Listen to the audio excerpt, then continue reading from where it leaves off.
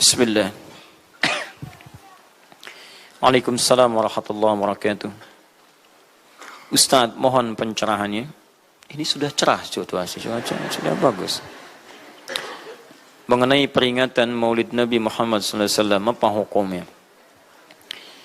Dan bagaimana kalau umat Islam memperingatinya? Terima kasih atas pencerahannya. Waalaikumsalam warahmatullahi wabarakatuh. Baik, saya ingin kita paham dulu akar persoalannya. Al-Quran surah ke-61 ayat yang ke-6 paling kiri sebelah atas. Quran surah kedua Al-Baqarah ayat 129 paling kiri sebelah atas. Kemudian Al-Quran surah Yunus 10 ayat 57 sampai 58. Ditutup dengan At-Taubah di dua ayat terakhir. Taib. Sudah? Sekarang saya ingin coba kita membiasakan dulu untuk menilai sesuatu dengan penilaian secara ilmiah yang bersumber pada dalil-dalil yang ada, tidak sekedar menganalogikan dan main tebak-tebakan. Itu nggak baik dalam menyimpulkan hukum. Ya. Bismillah. Sekarang secara akademis, secara ilmiah, membahas sesuatu oleh para ulama diposisikan dulu, dispesialisasikan dulu dalam bentuk ta'rif namanya, definisi. Jadi kalau Anda ingin membahas sesuatu, kita harus sepakat dengan definisinya dulu. Ya, disebut dengan ta'rif. Ta'rif ini harus punya sifat jami' mani'. Jami' menghimpun semua unsur yang akan didefinisikan. Mani' mengeluarkan segala hal yang tidak terkait dengan definisi, sehingga pembahasan kita akan fokus pada hal yang akan dibincangkan. Awas, hati-hati. Kita ingin berbicara tentang sesuatu, tapi kita tidak sepakat dengan definisinya. Bagaimana bisa menyimpulkan hukumnya? Dan kelemahan orang-orang sekarang, ketika berbicara hukum, dia tidak tahu apa yang dibincangkan. Sekarang misal, kita akan bertanya tentang maulid. Apa hukumnya maulid? Kita harus sepakati dulu apa itu maulid. Kalau antum paham tentang definisinya, maka keluarkan turunan hukumnya. Maka lebih mengerti di situ. Nah sekarang maulid. Apa itu maulid? Sekarang begini. Maulid atau maulud? Mana yang benar? Bukan Allahu a'lam, harus dicari kita. Mana maulid atau maulud? Antum sibuk menilai, ini maulid tidak benar. Oh, jadi yang benar maulud. Maulud juga tidak benar. Masya Allah. Apa maulid? Apa maulud? Baik, lihat. Kalau disebutkan maulid, itu waktu kelahiran. Waktu kelahiran. Awas, hati-hati nih ya, hati-hati. Ada kemarin saya lihat tulisan begitu bersemangat, Masya Allah, panjang-panjang nulis, ternyata salah paham, pahamnya salah. Ya. Maulid itu ulang tahun, bukan ulang tahun maulid itu. Bukan ulang tahun, bukan peringatan ulang tahun maulid itu. Ingat baik-baik, kalau pakai peringatan itu pakai Idul Milad, ya, hari kelahiran, peringatan hari kelahiran, ulang tahun. Tapi kalau cuma maulid itu waktu kelahirannya. Awas, hati-hati ya, hati-hati dalam memahami sesuatu. Kita masih detil dan jeli dalam memahaminya. Jadi kalau disebutkan maulid itu waktu kelahirannya. Kalau disebutkan maulud, itu artinya bayi yang lahirnya. Bayinya yang dilahirkan. Nabinya, kalau dalam konteks nabi. Jadi kalau disandingkan dengan kalimat maulidun nabi, artinya waktu lahirnya nabi. Jelas ya? Kalau maulud nabi itu artinya nabinya, nabi yang dilahirkan. Jelas? Saya ulang, maulid apanya? Waktunya. Kalau maulid nabi artinya apa? Waktu nabi dilahirkan. Baik, maulud artinya apa? Nabinya. Kalau maulud nabi artinya apa? Nabinya yang lahir. Jelas sampai sini? Sudah. Ya, selesai pembahasan secara bahasanya. Nah sekarang, apa hukumnya maulid Nabi? Maulid Nabi nggak ada hukumnya. Karena waktu lahirnya Nabi, bagaimana kita bisa melekatkan hukum pada waktu lahirnya Nabi? Lahir ya lahir. Jelas ya? Ustadz, apa hukumnya maulid Nabi? Antum kenapa? Apa hukumnya waktu lahirnya antum? Antum lahir apa hukumnya? Kapan antum lahir? Ustadz, kapan antum lahir? 11 September. Apa hukumnya? Apa hukumnya? Apa hukumnya saya lahir? Lahir ya lahir. Jelas ya? Jadi kelahiran seseorang itu nggak ada hukumnya. Qadar Allah yang menjadikan dia terlahir. Dan dengan kelahiran itu dia punya misi dalam kehidupan, mencari bekal untuk kembali kepada Allah Subhanahu wa taala. Jadi kalau bertanya hukum kelahiran seseorang, lahirnya lahir, gak ada hukumnya di situ. Paham ya? Hukum itu terletak pada perbuatan seseorang, bukan pada kelahiran seseorang. Ketika dia berbuat dengan aspek kesadarannya, maka muncul hukum di situ. Awas, antum pun mesti belajar tentang hukum, jangan salah menyebutkan hukum. Hukum terletak pada perbuatan, bukan pada benda, dan bukan terletak pada waktu. Jadi ketika ada perbuatan melekat pada benda dan waktu itu, maka muncul hukum. Apa hukum gelas? Halo? Tidak ada hukumnya. Tapi kalau menyebutkan apa hukum gelas yang menampung kemudian barang yang haram yang digunakan gelas ini melakukan perbuatan haram, baru muncul haram. Apa hukumnya gelas yang digunakan untuk melempar orang lain? Haram hukumnya. Apa hukumnya gelas yang digunakan menampung air minum untuk diminum dalam keadaan yang sehat? Sunnah hukumnya. Jelas ya? Apa hukumnya golok? Golok digunakan apa? Kalau digunakan menyembelih hewan kurban, maka jadi sunnah hukumnya. Kalau golok digunakan untuk menyakiti orang lain, mengancam. Siapa nama kamu? Masya pakai golok. Ya, hati-hati. Nah, itu haram hukumnya. Jadi benda terletak kepada, maaf, perbuatan yang melekat kepadanya. Apa hukumnya hari kelahiran? Hari kelahiran gak ada hukumnya. Yang melekat hukum itu bagaimana menyikapi hari kelahiran itu. Itu poinnya. Paham ya? Ketika ada perbuatan melekat kepadanya, maka di situ ada hukum. Maulud itu bayinya, berarti nabinya. Apa hukum maulud? Apa hukumnya nabi? Nabi yang lahir gak ada hukumnya. Jadi kalau Anda menolak maulud dengan pengertian seperti ini, maka Anda keluar dari Islam. Kalau dalam hukum seperti ini, saya menentang maulid Nabi, berarti Anda menentang kelahiran Nabi SAW. Saya menentang maulud Nabi, berarti Anda berhadapan dengan Nabi, Anda musuh Nabi. Jadi kalau Anda dimaksudkan dengan kata maulud dan maulid, Anda tidak bisa menentangnya, bisanya menerima. Saya menerima. Kenapa? Karena dalam pengertian bahasa, maulid itu artinya waktu kelahiran. Maulud artinya nabinya. Jangankan saya, siapa saya dibandingkan Nabi Isa alaihissalam? Nabi Isa itu hidup 600 tahun sebelum Nabi Muhammad SAW dilahirkan. Nabinya belum ada. Nabi Isa sudah ada. Tiba-tiba, umatnya menduga, Nabi terakhir itu Nabi Isa. Karena Nabi Isa punya sifat yang mirip di ramalan kitab, yang mengatakan Nabi terakhir itu punya sifat baik dengan masyarakat lingkungan sosialnya. Dan Nabi Isa itu lembut luar biasa, jangankan pada manusia, pada hewan pun itu lembutnya luar biasa. Jalan dengan muridnya, di perjalanan kemudian ada aliran anak sungai melihat bangkai hewan, sudah jadi bangkai, baunya luar biasa. Kata muridnya, guru, bau sekali bangkai ini. Kata Nabi Isa alaihi salam, Al-Masih, yang disebut oleh sementara orang dengan Yesus, itu Nabi bukan Tuhan. Nabi beliau mengatakan, kata Nabi Isa, perhatikan, begitu putih sekali dan bersih giginya. Kata muridnya, Tuan Guru, kenapa Anda mengatakan demikian? Kata Nabi Isa, karena manusia hanya akan menyampaikan apa yang ada dalam benak pikirannya. Jadi kalau pikiran Anda kotor, Anda akan melihat bangkainya saja. Tapi kalau pikiran kita baik, kita akan mencari yang terbaik dari hewan itu.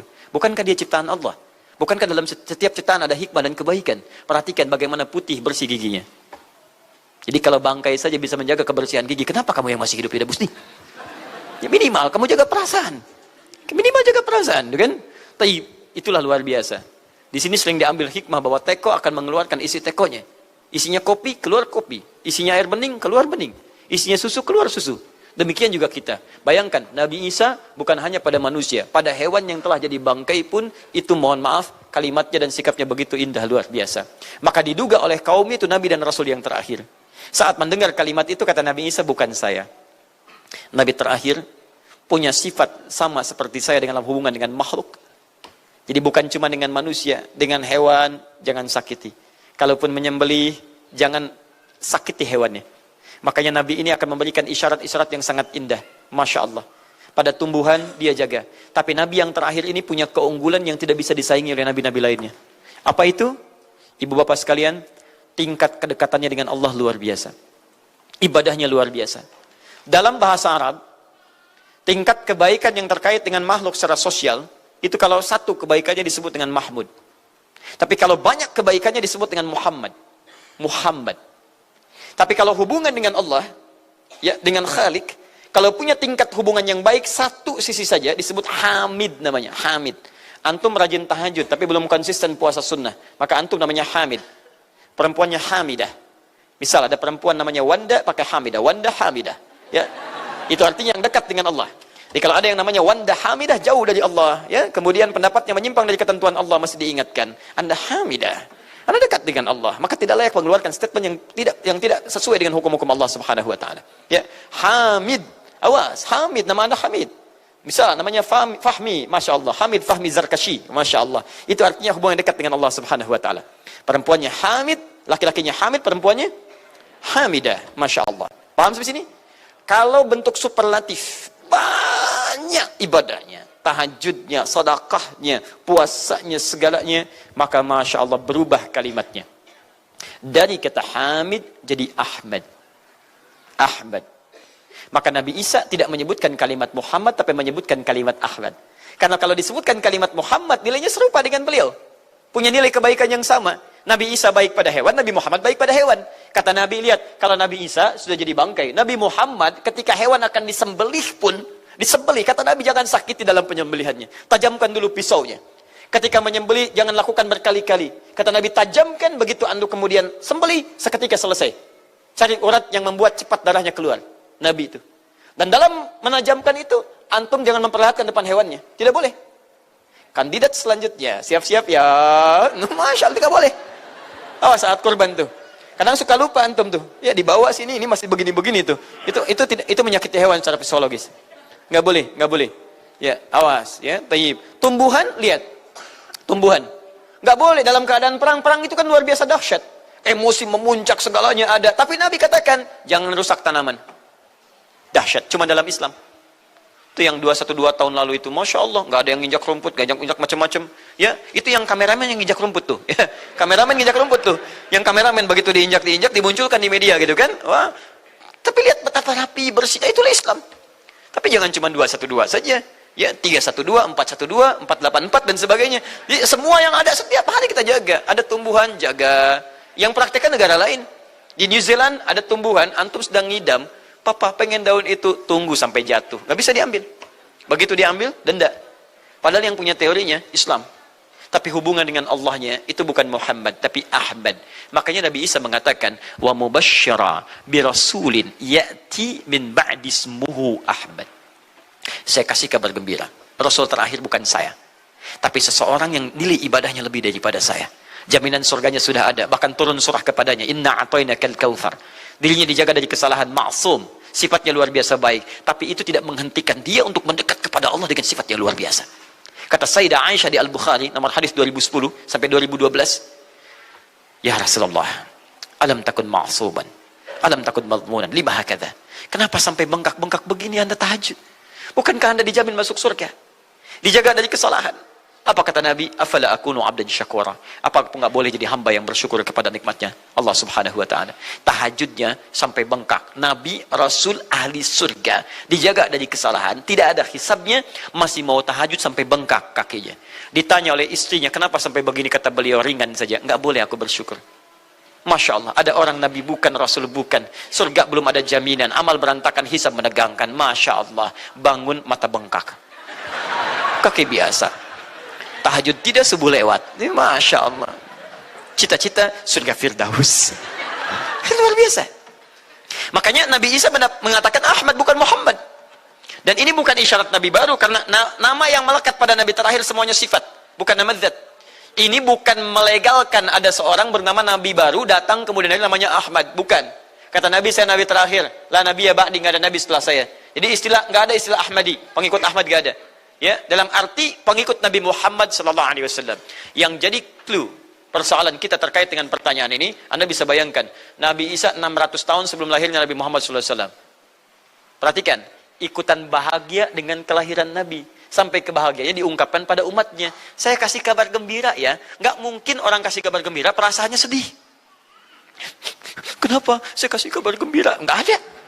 Kasih kabar gembira itu dalam keadaan bahagia hatinya. Kalaupun menangis, tangisan kebahagiaan. Anda bisa bayangkan, Nabi, Rasul, mukjizatnya hebat. Sekali usap, penyakit sembuh. Menghidupkan orang mati, keduanya dengan izin Allah Subhanahu wa ta'ala. Bahagia dengan kelahiran Rasul sallallahu alaihi wasallam. Antum Nabi bukan, Rasul bukan. Maaf, tidak punya mukjizat seperti Nabi Isa. Mayat dipanggil-panggil nggak bangun, diusap penyakit makin sakit. Tuh, lalu antum tidak bahagia dengan kelahiran Nabi. Antum siapa? Nabi Isa aja bahagia. Masa antum bukan Nabi tidak bahagia? Dan hebatnya, ada orang bisa bahagia, nabinya belum lahir. Biasanya sifat bahagia dalam kelahiran itu setelah bayinya lahir, bukan sebelum lahir. Alhamdulillah, alhamdulillah. Akhi, kenapa antum? Alhamdulillah, saya punya anak laki-laki namanya Abdurrahman. Kapan? Nanti setelah menikah. Ini Masya Allah. Nikah aja belum, kenapa bisa memberikan kabar gembira? Antum kenapa, akhi? Itu dia, akhi boy tiba-tiba seperti itu. Orang bingung. Akan bubar pengajian kalau ustaznya begitu. Ya. Jadi mustahil ada orang memberikan kabar gembira ketika bayinya belum lahir. Tapi kemuliaan Nabi Muhammad SAW menjadikan seorang Nabi Isa belum lahir, nabinya sudah merasakan gembira dan memberikan kebahagiaan pada umatnya. Kalau bukan Nabi Muhammad, mustahil. Ada kemuliaan tersendiri bagi Nabi Muhammad SAW. Setiap Rasul menantikannya. Nabi Isa menantikan. Masa antum tidak menantikan itu? Jadi kalau ada orang menolak maulid dalam arti waktu kelahirannya, maka dia telah ingkar pada Nabi Muhammad SAW. Maulud Nabi Ibrahim alaihissalam. Antum kenal Nabi Ibrahim? Oh, Masya Allah. Luar biasa. Alhamdulillah. Nabi Ibrahim, Nabi Ismail alaihissalam, keduanya meninggikan bangunan Ka'bah. Setelah selesai bangunan Ka'bah ditinggikan, keduanya berdoa di samping Ka'bah. Apa doanya? Doa maulud. Lahirnya, bayinya. Nabi terakhir yang lahir di samping Ka'bah, yang ditinggikan oleh keduanya. Ya. Wa idh yarfa'u Ibrahimul qawa'ida minal baiti wa Ismail, ayat 127-nya. Setelah selesai meninggikan bangunan pondasi Ka'bah ini, keduanya berdoa di samping Ka'bah. Di antara doanya ayat 129-nya. Rabbana wab'ath fihim rasulan minhum yatlu 'alaihim ayatika wa yu'allimuhumul kitab wal hikmah wa yuzakkihim innaka antal azizul hakim. Ya Allah, mohon utus seorang rasul dari kalangan mereka di tempat ini yang lahir di sekitaran ini. Jadi ada rasul yang lahir di dekat sekitaran Ka'bah.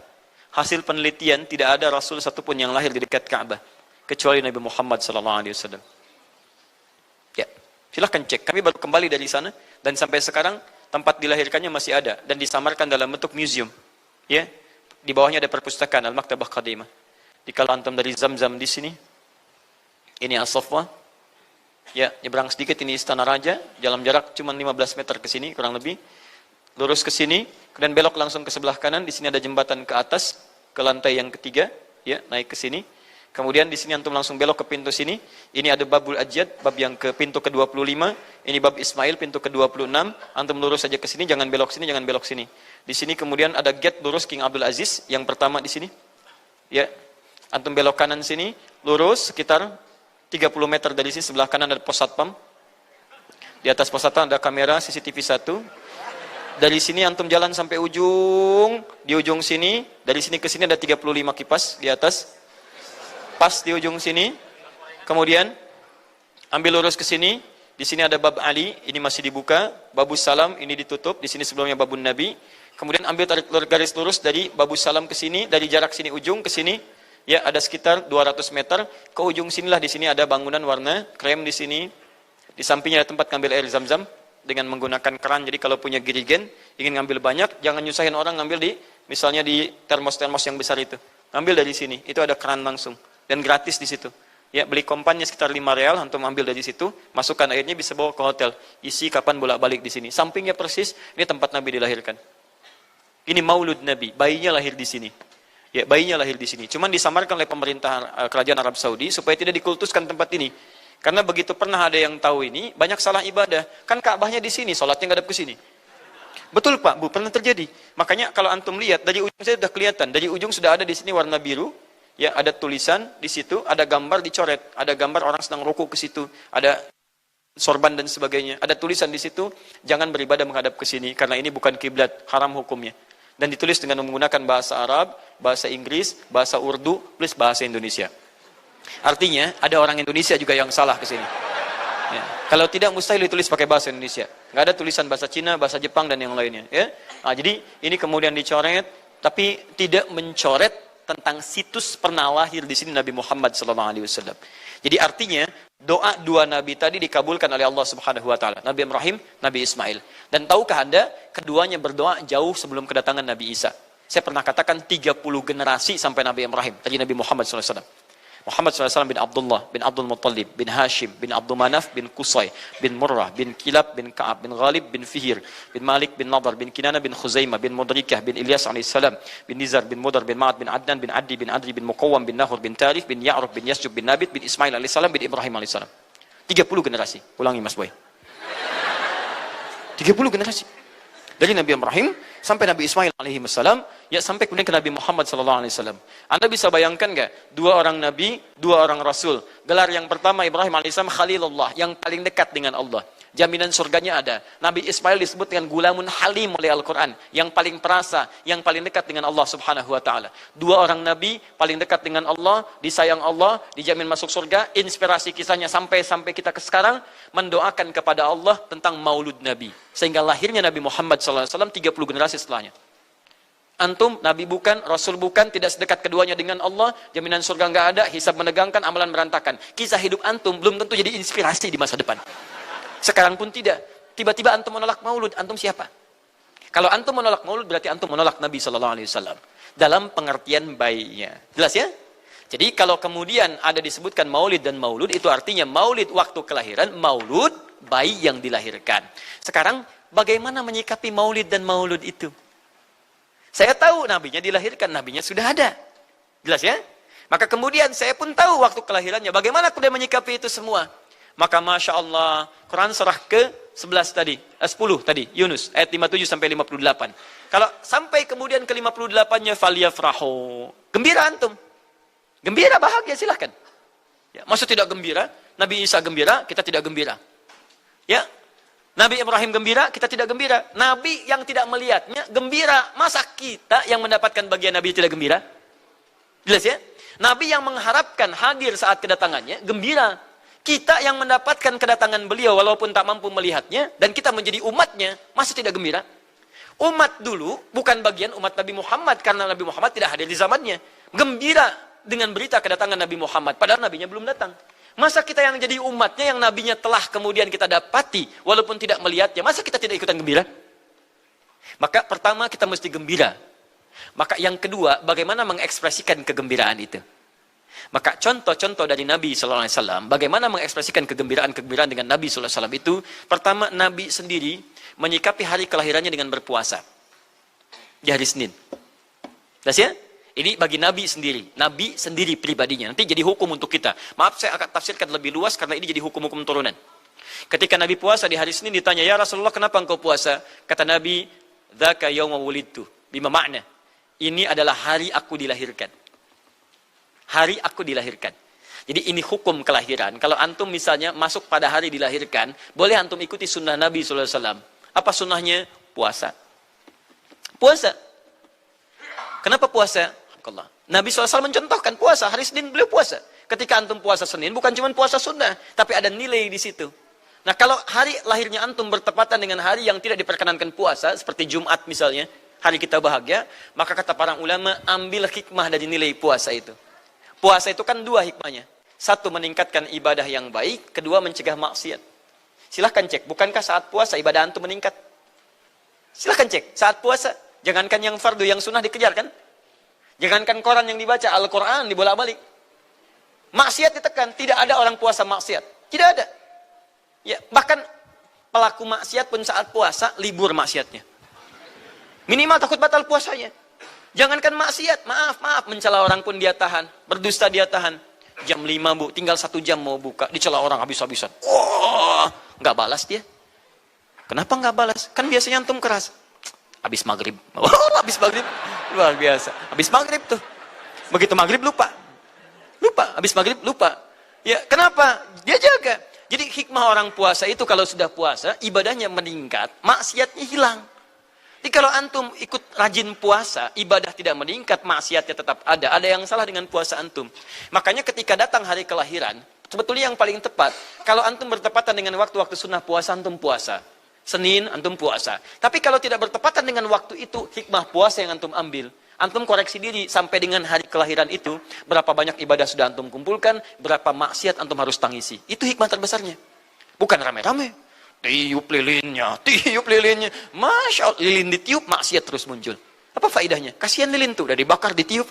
Antum yang salah. Paham ya, teman-teman sekalian? Nah, sekarang bagaimana para sahabat menyikapi kelahiran Nabi sallallahu alaihi wasallam, kedatangan Nabi sallallahu alaihi wasallam, dan menyikapi keberadaan Nabi sallallahu alaihi wasallam. Bukan cuma lahirnya, tapi setiap kedatangannya. Nabi datang dari Madinah, dari Mekah ke Madinah disambut oleh para sahabat yang ada di sana. Nabi datang dengan perang Tabuk, dari perang Tabuk disambut oleh para sahabat di sana. Tala al-badru alaina min thaniyatil wada'i, wajaba syukru alaina mada'alillahi da'i. Masya Allah, disambut dengan madid. Bukti kesenangan mereka kepada Nabi sallallahu alaihi wasallam. Ada yang memuji Nabi sallallahu alaihi wasallam seperti Hasan bin Thabit, buat puisi-puisi memuji Nabi. Seperti Zuhair bin Abi Salma, tadinya musuh Nabi, begitu masuk Islam memuji Nabi sallallahu alaihi wasallam. Ada yang lagi kemudian menghormati Nabi dengan kedatangannya, dengan mengikuti Nabi kemanapun. Nabi mencontohkan, amalkan. Nabi mengajarkan, ikuti. Masya Allah. Begitu Nabi meninggal, diabadikanlah kemudian nilai-nilai penghormatan itu. Ada yang menulis sejarah tentang Nabi. Ada yang menulis pujian kepada Nabi dalam bentuk sholawat. Ada yang menulis tentang amalan-amalan Nabi. Ada yang menulis tentang pengajaran-pengajaran Nabi. Dikumpulkan dan sampailah itu kemudian kepada kita semuanya. Dan itulah cara terbaik menyikapi tentang maulud dan maulid. Apa cara terbaiknya? Keluarkan ayat-ayat Qur'annya. 1. Quran surah ke-33 ayat 21-nya. Laqad kana lakum fi Rasulillahi uswatun hasanah. Sungguh ada pada diri Nabi sallallahu alaihi wasallam suri teladan terbaik untuk kita. Maka jika antum misalnya hadir momentum kelahiran Nabi sallallahu alaihi wasallam, maaf, biasanya kalau ada momentum-momentum tertentu orang bersemangat untuk mengingatnya. Silahkan cek. Hari pahlawan, ingat para pahlawan. Hari pahlawan berakhir, tidak ingat lagi. Hari kemerdekaan, ingat sampai pinang dipanjat-panjat. Begitu dipanjat, kenapa panjat pinang? Masya Allah, menghormati pahlawan. Hari pahlawan sampai naik panjat pinang. Luar biasa. Ada yang tarik tambang, ya, menghadirkan energi para pahlawan. Antum bisa bayangkan, momentumnya ada. Begitu hilang itu semua, tiba-tiba hilang lagi kemudian ingatan kita. Artinya, selalu ada momentum untuk mengajak kita mengingat sesuatu. Begitu Ramadan, ingat lagi amalan. Hilang Ramadan, hilang lagi kemudian amalan. Nah, jadi apa yang terbaik dihadirkan? Ketika ada momentum itu, maka para ulama kemudian mencoba untuk menampilkan nilai-nilai tadi untuk mengembalikan kita pada tuntunan Nabi sallallahu alaihi wasallam. Maka ditulislah kemudian sirah-sirah Nabi, disampaikan untuk mengenalkan Nabi Muhammad sallallahu alaihi wasallam. Mumpung mereka ingat, disampaikanlah pengajaran-pengajaran tentang Nabi. Disampaikan ada pujian-pujian salawat kepada Nabi. Kalau yang dimaksudkan tentang nilai-nilai ini, maka dari dulu sudah ada. Sudah ada. Dan yang sudah ada ini tidak dibatasi dengan waktu. Bukan muncul Rabiul Awal saja. Rabiul Awal ke Safar, datang lagi itu. Safar sebelumnya Safar, Rabiul Awal kemudian ke Rabiul Akhir, muncul itu. Ke Jumada, muncul itu. Jadi maulid itu tidak dibatasi dengan waktu. Setiap waktu itu maulid. Maulud tidak dibatasi dengan waktu. Setiap waktu itu maulud. Tapi kalau ada momentum bersamaan dengan waktu kelahirannya, kemudian kita hidupkan untuk mengenal kepada Nabi, dalam bentuk yang tadi disunahkan dalam Al-Quran dan Sunnah, itu tidak ada masalah. Yang ada masalah itu adalah ketika menghadirkan hal-hal yang bertentangan dengan Al-Quran dan Sunnah Nabi Sallallahu Alaihi Wasallam. Misal, maaf, dulu orang sudah terbiasa mengkaji tentang Nabi, menyampaikan risalah Nabi. Kemudian diisi misalnya, maaf, dengan hal-hal yang bertentangan dengan keadaan-keadaan Nabi. Misal, saya ingin mengajarkan tentang Nabi, tapi ketika mengajarkan tiba-tiba mengatakan, pada saat ini Nabi pun datang bergabung bersama kita. Itu yang tidak kita sepakati. Jelas ya? Misal yang kedua, antum nih, mohon maaf, kerja di instansi, bertepatan dengan Maulid Nabi, kita adakan peringatan. Padahal antum cuma ingin mengeluarkan anggaran saja dari situ. Itu bid'ah. Bid'ah. Mengeluarkan anggaran, sekedar hanya ingin dapat anggaran untuk dalam momentum Maulid Nabi, itu yang bid'ah. Maulid bukan makan-makan. Jadi kalau antum mengadakan Maulid Nabi hanya sekedar untuk makan-makan, itu yang bid'ah. Tapi kalau antum ingin belajar menghadirkan momentum itu untuk mengisi ta'lim, sama aja dengan ta'lim kita sekarang. Apakah ada hadis Nabi mengatakan taklim khusus di hari Ahad jam 8 pagi sampai jam 10? Tidak ada. Di taklim kita bid'ah ini. Jadi kalau antum pahami setiap yang tidak ada contohnya itu bid'ah, Masya Allah, maka akan ada banyak bid'ah dalam kehidupan. Mushaf itu bid'ah, karena nggak ada contohnya zaman Nabi Sallallahu Alaihi Wasallam. Antum dari ujung kepala sampai ujung kaki itu bid'ah, karena antum tidak ada di zaman Nabi Sallallahu Alaihi Wasallam. Ya, jadi jangan langsung menilai bahwa setiap maulid itu bid'ah. Bukan. Kalau momentum itu ingin diisi dengan taklim, ingin memperkenalkan Nabi, ingin mengajarkan syariat-syariat Islam, maka itu tidak ada masalah. Itu mengamalkan petunjuk-petunjuk ayat, bukan mengkhususkan di waktu itu, bukan. Karena ta'lim itu dibuka di setiap waktu, tapi menjadikan waktu itu untuk momentum, karena setiap orang sedang ingat Nabi pada saat itu. Das ya? Kapan lagi kita mendapati orang ingat Nabi? Maka ajarkan itu dan pesankan pada saat itu. Teman-teman, jangan cuma pada waktu ini ya, setiap waktu kita amalkan ingatan kita kepada Nabi sallallahu alaihi wasallam. Makanya saya kalau diundang, Ustadz ada Maulid Nabi, saya datang untuk ceramah, untuk menyampaikan pesan-pesan terkait dengan Nabi Sallallahu Alaihi Wasallam. Adapun masalah ritual-ritual saya tidak ikutan. Makanya paham, begitu saya datang pas ceramah. Ceramah, saya berikan ceramahnya. Nabi begini, apa itu maulid? Allahu alam. Bukan Allahu alam, kan antum bikin spanduknya di sini. Apa itu maulud? Maulud. Bukan maulud. Maulud itu begini, maulid itu begini. Ketika kita terangkan, kita sampaikan, Masya Allah. Antum tahu apa yang terjadi? Mereka mulai sholat dengan baik, masjidnya mulai ramai. Besoknya tidak ada ramai-ramai lagi. Begitu ada maulid, ceramah lagi. Ternyata ceramahnya nggak sampai maulid lagi. Besoknya ceramah lagi. Ahadnya ada waktu taklim. Dan itulah cara terbaik untuk memberikan penjelasan kepada masyarakat untuk mencintai Rasulullah Sallallahu Alaihi Wasallam. Paham ya? Jangan seketika, oh ini maulid bid'ah, Masya Allah. Antum tuh bid'ah dari kepala sampai kaki. Ya. Saya luar biasa kesal. Kadang ada orang bikin perbandingan begini. Maulid Nabi, maulid. Zaman Nabi tidak ada coret. Zaman sahabat tidak ada coret. Zaman tabi'in tidak ada coret. Zaman ini ada. Oh, lalu diserupakan lah yang ikut-ikut ke sini. Antum kalau mengamalkan hukum seperti ini fatal. Zakat pakai beras. Zaman Nabi coret. Zaman sahabat coret. Ya, zaman tabi'in coret. Zaman ulama coret. Zaman antum ada bid'ah antum. Cara menyimpulkan hukum bukan seperti ini. Lihat turunannya, lihat dalilnya, lihat pemahamannya, lihat turunan-turunan fikihnya. Ya, bagaimana bisa zakat pakai beras jadi? Padahal contoh nggak ada. Dalil nggak spesifik. Ayo coba temukan. Nabi zakat pakai beras. Temukan. Kalau antum menemukan, Masya Allah, saya bermohon kepada Allah supaya Allah mempercepat hajinya antum dan masuk surga tanpa hisab. Tiap hari saya doakan. Tidak cukup dengan amin. Cari dulu. Cari di setiap hadis Nabi zakat pakai beras. Saya sampaikan pada antum, sampai kiamat kurang 2 hari, antum nggak akan temukan. Sehari lagi buat sadar, ngapain nyari? Ya. Karena Nabi tidak pernah bersentuhan dengan beras. Silakan cari di kitab hadis palsu pun, sepalsu-palsunya nggak akan ditemukan. Capek pemalsu hadis mengarang hadis palsu tentang itu. Nggak akan didengar, nggak akan dilihat. Kenapa? Karena tidak ada. Ya, kata Muawiyah, hadza irtun, itu makanan pokok. Nabi zakat pakai kurma, pakai gandum. Ya, lihat, karena itu makanan pokoknya. Makanya setiap makanan pokok yang digunakan, kata para ulama, mendekati kaidah usul fikihnya. Lihat, kaidah usul fikih diambil di sini. Setiap yang punya keserupaan dengan itu, sekalipun teksnya tidak jelas langsung menunjuk, itu ada isyarat, namanya qarinah namanya. Kalau ada isyarat menunjukkan kepada itu, maka boleh digunakan sebagai alternatif lain dari makanan pokok yang tidak didapati di masa kita dengan generasi yang berbeda. Tapi kalau makanannya sama di setiap generasi, dia zakatnya pakai itu. Makanya orang Arab sampai sekarang pakai kurma, ada yang pakai gandum. Kita makanan pokoknya bukan itu. Antum makanan pokoknya apa? Beras, Masya Allah, beras. Baik pemirsa, beras itu makanan pokok bagi hewan yang bertembolok ya. Ayam, bebek itu beras. Baik, makanan kita nasi. Dan nasi bersumber dari beras. Baik, nasi bersumber dari beras. Jadi kalau kita ingin zakat pakai beras, boleh tidak? Nah, lihat bagaimana cara pendekatannya. Dalil belum ditemukan aslinya. Seperti maulid tadi, menyikapi dengan taklim macam-macam, nggak ada nas aslinya. Tapi korinahnya ditemukan, sama-sama makanan pokok, sama-sama taklim, sama-sama meminta untuk ikut ajaran, sama-sama mereka ingat tentang Nabi SAW. Maka semua hukum itu kita terapkan, jadilah hukum terapan dalam kehidupan kita. Paham? Dan itu tidak disebut dengan bid'ah. Jelas ya? Bid'ah. Alhamdulillah. Tapi kalau yang rame-rame tadi, yang tidak jelas ya, hanya menghabiskan anggaran, makan-makan tidak karuan, meyakini ini itu dan sebagainya, saya tidak sepakat dengan itu. Saya tidak sepakat. Allah Ta'ala alam bisawab.